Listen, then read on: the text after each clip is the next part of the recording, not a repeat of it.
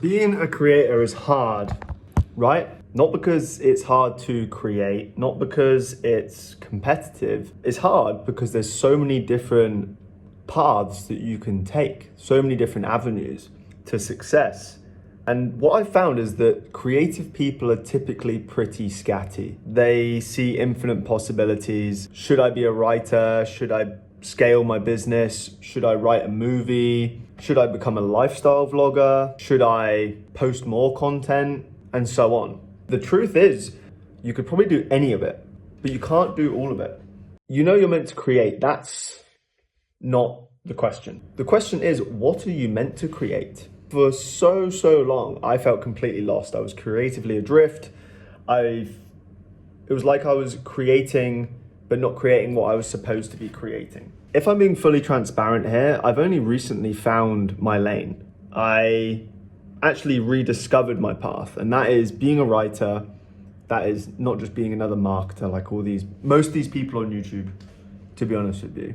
I was in the right lane the whole time, the right area. I was just driving blind.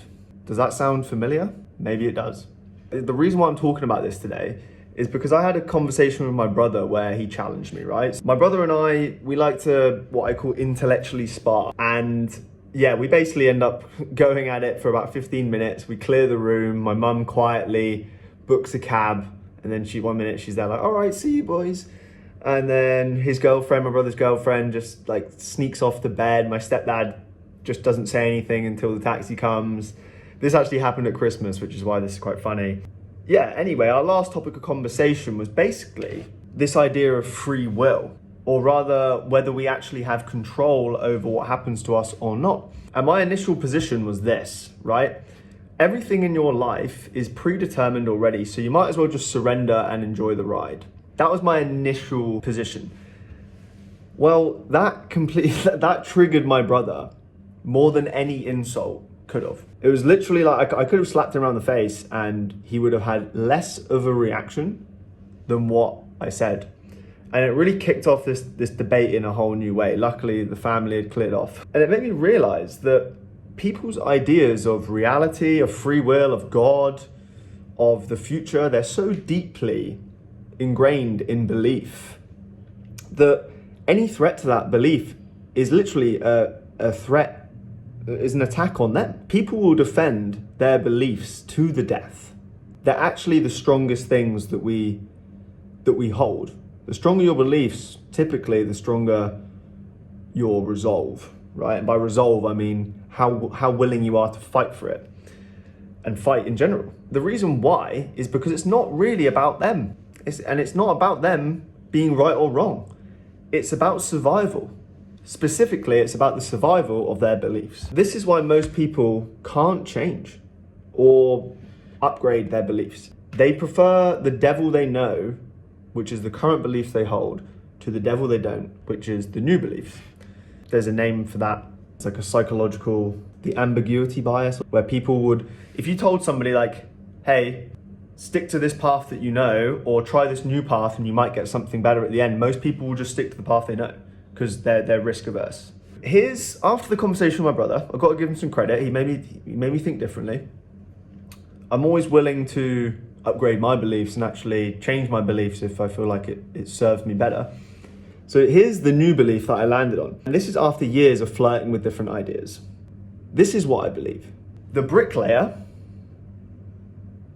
the person who lays bricks, he was born to lay bricks. And here's what I mean. And here's what I believe, right? The bricklayer lays bricks. He's taking action in life and he feels like it's a choice. But actually, he's being guided by the invisible hand of time, God, genetics, biology, and the culture and period of time he's in.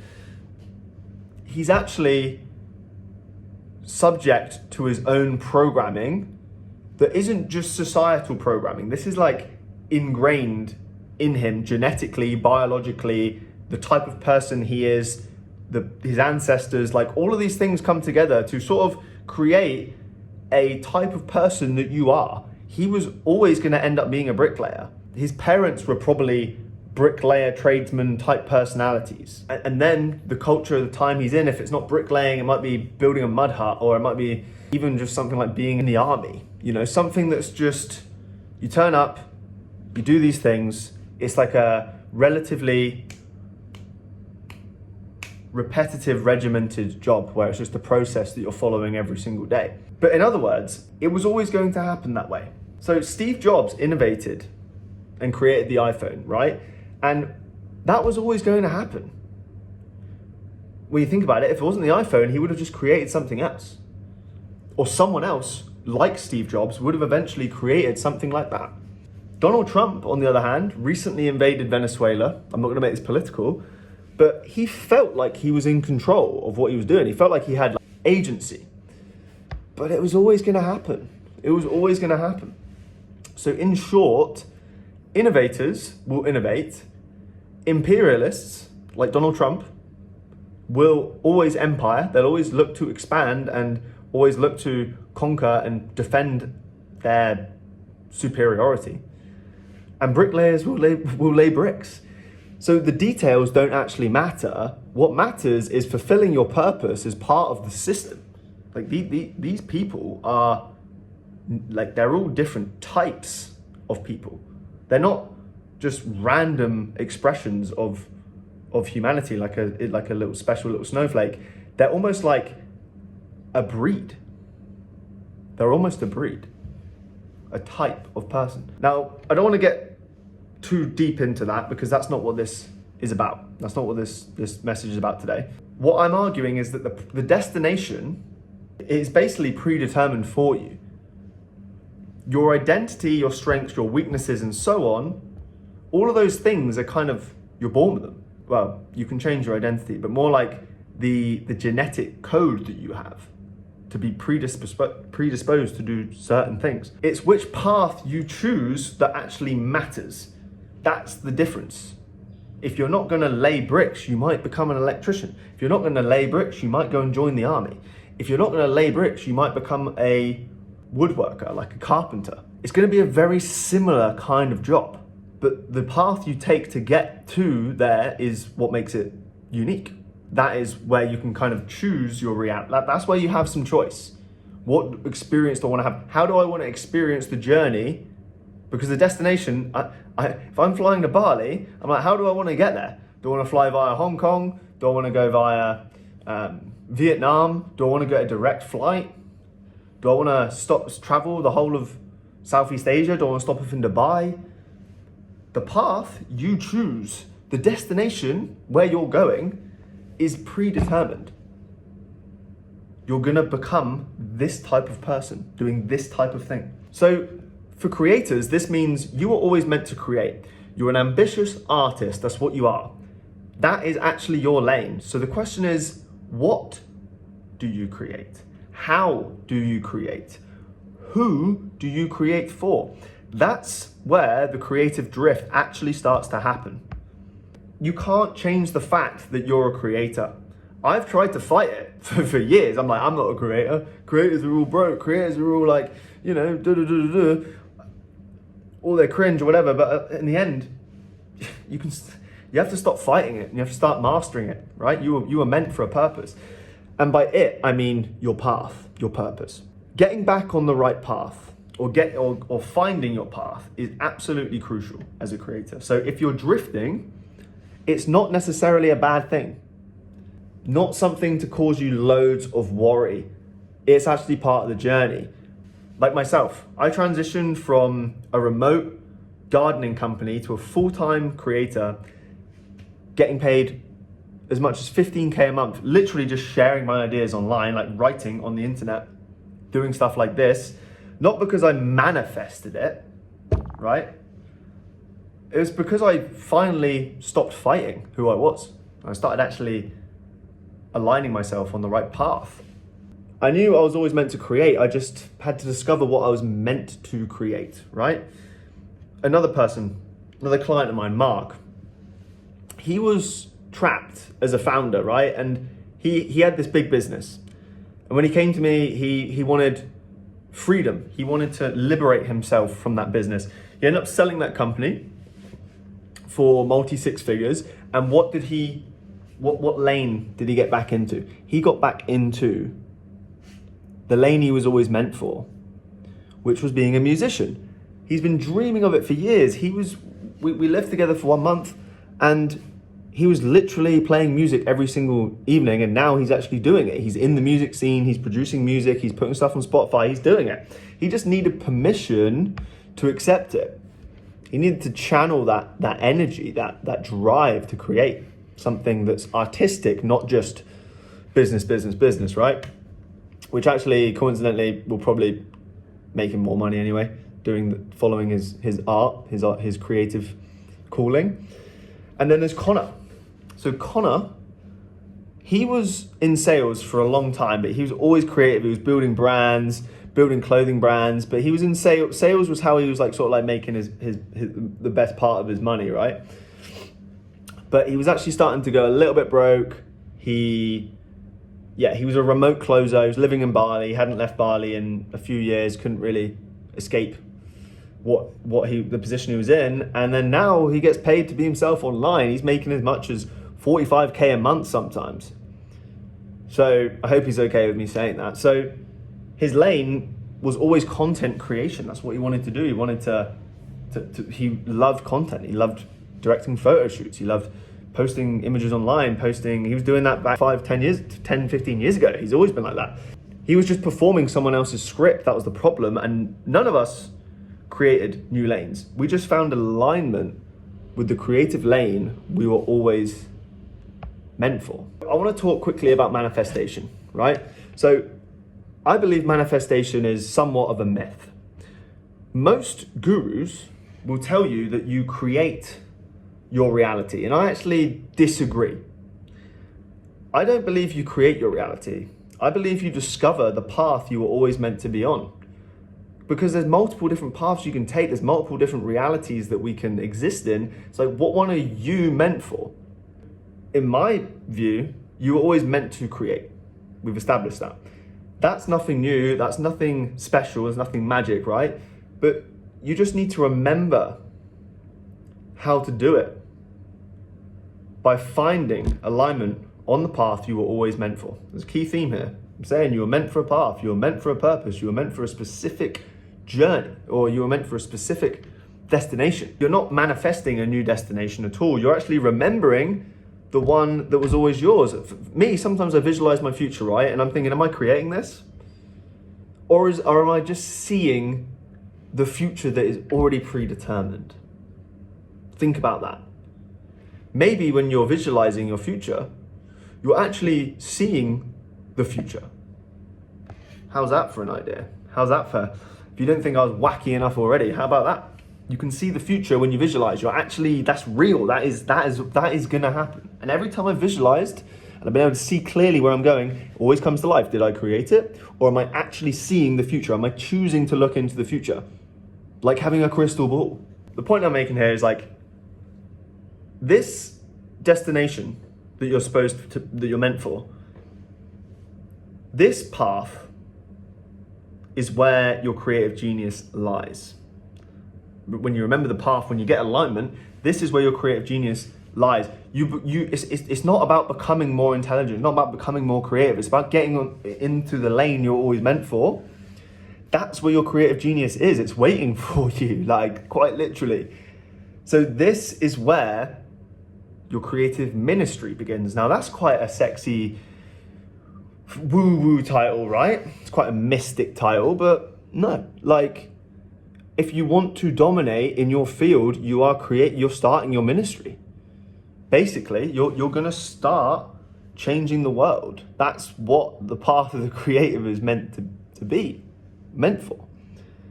At a macro level, obviously the things inside there, those different purposes that you're meant for will be fulfilled, but you're meant to make a difference. That's what being creative is about. It's about changing the world in a positive way, hopefully. Sometimes a negative way. Is there ever a negative way? I don't know. But the point is, it's about unlocking your creative genius by tapping into the path that was meant for you. That's it, all right? So how do you unlock your creative genius so that you can start your creative ministry, right? How do you discover what you're meant to create and actually pursue it even when it feels impossible? So I've broken this down into 4 steps. So this is the exact blueprint I use to go from basically running a gardening company in the UK to a full-time creator making money on the internet and traveling the world, right? So I may not have everything in life, but I definitely have freedom. I definitely make money on my own terms. And yeah, I make more, I make a lot more money than someone in a 9-to-5, put it that way. I don't want to disclose too much. And at the moment, yeah, I am staying in a little room. Looks like a little prison, actually. I'm not in prison. I'm staying in a little room in Lombok, which is like an island in Indonesia. It's nothing fancy. I'm saving a lot of money on rent. But that's the beauty of it. It's like, once you're free from all of the from the system, you can go do what you want. You can live however you want. However you want, without even caring about what people think. Because you're living your life. You're on your creative path. So, that being said, this is the blueprint that Mark used to go from being a trap founder to a full-time musician. It's the blueprint that Connor used to realign with his true calling. And look, some of you guys might follow me already, and you might know I share information and help on business, on offer creation, on copywriting, on writing. None of that matters without this stuff that I'm going to share now. This is the real stuff. This is the real shit that I'm about to share with you. All right? So you're going to want to pay attention. Not to be a dick. You're going to want to, choose to ignore this if you want. I shouldn't even be giving this away for free, but I'm going to. And the sad thing is yeah, you should really be charging for this, because this is the kind of stuff that makes the difference. So I just hope you feel that right now. Imagine you've paid for this information, please, because otherwise you won't use it. So make that commitment now to me. Hey Dan, I've got it this far in the video. The information you're going to share with me, I know it's valuable. I want it. And I want to treat it like I paid for it, because I know it's valuable. So if you trust me on this, let's do that. Make that commitment to me right now. Okay, so number 1 is you need to discover, this is really important. This changed everything for me, and it changed everything, as I'm going to mention it in a minute, for one of my clients. You need to discover your one desire. One desire, that's it. The problem is that, like I said, we're creative people. We see infinite possibilities. But I want you to remember a ancient proverb which goes, the man who chases one rabbit catches one. The man who chases 2 rabbits catches none. So let's talk about Connor, same one I mentioned earlier. So his biggest problem wasn't his creativity. It wasn't motivation. He's a hard worker. It wasn't work ethic. Definitely not. It was alignment.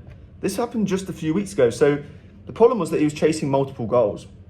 He was getting his goals hijacked by what others were doing, what others were achieving. He had a bit of shiny object syndrome. He knew that something wasn't right. And the problem was, well, the problem is that this is the biggest killer of progress, because it scatters your attention. And where attention goes, energy flows. So you want to make sure that you have a North Star. You want to have a North Star where every other sub-goal, and by sub-goal, I mean every other goal that's aligned with it, that's to do with that, it falls under that North Star, because all your energy is already flowing there. So the reality is that you can only focus on one thing at a time. So I came up with what I call the card method, and Connor was feeling pretty lost. He was definitely burnt out. He was definitely feeling a bit unfulfilled. And I was there. I was like, that was just like me. I was there a few months ago. In fact, a few weeks before I solved this problem, it was fresh. I just solved the problem. He wasn't in the wrong lane. He was just misaligned within it. So I told him, you got to focus on one desire, one goal. I said, take a card on one side, write what you want, just one goal. Just one goal, and don't come up with something that conflicts with that. On the other side, write Matthew 7, verse 7 to 9, which is ask and it will be given to you, seek and you will find, knock and the door will be opened unto you. So place it somewhere you can see daily, and that's literally it. And within 24 hours, he realigned, the drift stopped, the burnout disappeared, and he produced his best piece of content yet. And it was pure art. I'm not gonna lie, I uploaded a YouTube video. I was like, wow, that is, and the trailer he produced for it, like it was just so on brand for him. And that's why it would do well, because that's why it was art, because he was doing what he wanted. So the card didn't create something new, but it reminded him of what was always there, and that's why he found alignment. So the destination is pretty much, like I said, predetermined. It's how you choose to experience it, which is down to you. You're not writing a new story. You're remembering the one you were always meant to tell. So how do you know if you found alignment? Well, your body tells you. More energy. This is the most important metric without a doubt. When you're aligned, creating doesn't drain you. It makes you feel more energized than ever. You have less anxiety and worry. You can persist when times get tough. You move through creative blocks feeling very, very light, not heavy. This is a big one. Your nervous system regulates itself, so your body doesn't lie.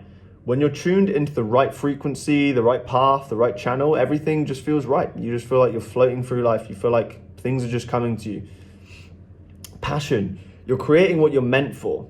You're creating what you're meant to create, which means you feel good. You're excited to get out of bed in the morning. And that's one of the most important things. I feel like you're already successful if you're excited about your work. And then finally, you have a higher risk tolerance. You're able to go after what you really want without fear it will all crumble. Because your anxiety is gone, you're willing to fail, and you know it will all work out. So this isn't manifestation. This is just your body, this is biological confirmation. So when you're creating the right things, well, when you're creating the wrong things, your body fights you. When you're creating the right things, everything flows. Your singular creative desire is your path. That is your creative calling. It's in your head. You just need to get it onto paper. And you know something? I'm actually going to end it there. I'm not going to give you all the 4 steps. That was complete bullshit. I'm going to give you 1 step. Do you know why? Because if I give you all 4 steps, you're going to be overwhelmed. So if you want, and I can't believe I'm doing this because it seems really salesy, but like I literally just decided this now. If you want the other 3 steps, there's a link down below which will take you through to my newsletter. My newsletter, you get it every single week. You get the ideas that you're hearing now. You get them first in your inbox, probably like 5 days before, which is kind of cool. So all my readers get my ideas and get this stuff first, right? So that's number 1. Number 2, you'll get all 3. You'll get the next 3 steps. So the next 3 steps, just to tease you a little bit, because why not? Build first. So I'm talking about the sacred block. That's how you start building this thing, your creative ministry. That's how you actually get started, even if it feels impossible. You'll learn 3, learn to sell. Talking about how to get started selling your art and like why your business should feed your art and not the other way around. Like your business literally exists to fuel your art and fund it, and how to fund it.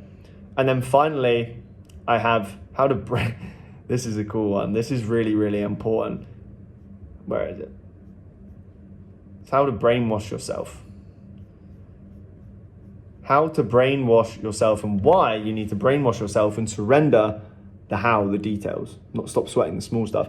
This stuff is all in that newsletter published the other day. If you go to my Substack, which is underneath, it's there to read. You can go and read it for free and you can get the next 3 steps. That is the video today. I wanted to give you energy more than anything, and I also would love it if you subscribe to that Substack, because that's one of my goals this year, and I really am putting a lot of effort into that. That's what I'm meant to do. And that's why I can't make this video like 45 minutes but by giving you the rest of the steps. So you might as well just go to that Substack and read it for yourself. And if you like the stuff in there, well, I can make videos on it in the future. But for now, that's it. That's all you're getting today. 20, whatever, like nearly half an hour, 25 minutes of how to start your creative ministry in 2026. Let's make it happen. Let's do it. I'm excited for you. I'm very excited for you. It makes me a little bit emotional thinking what you can achieve this year if you just fucking go. That's it. I don't want to go insane here. I'm proud of you for showing up and watching this till the end, and I will see you in the next one.